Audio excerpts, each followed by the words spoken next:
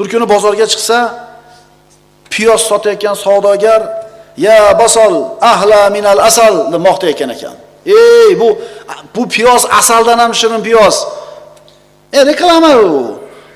Biz bu parvo ham qilmaymiz. Imom Avzoyi buni eshitib g'azablandida, subhanalloh. Bu kishi yolg'onni munboq deb biladimi? Endi bizning zamonamizda savdogarlarda, hunarmandlarda mana shu yolg'onga bo'lgan e'tiborini bir mulohaza qilib qo'yaylik. Bir mulohaza qilib qo'yaylik. Imom Voqidi aytadi, Imom Avzoyi kulmay qo'ygan ekan. Shuni sababini so'rashdi. Avzoyi kunlarning birida dedi: "Shu kunlardan avval kulib o'ynar edik. Ammo bizga odamlar iqtido qila boshlaganlardan keyin shu ishlar bizga to'g'ri kelmasligini angladik. U narsalardan ehtiyot bo'lishligimiz lozim.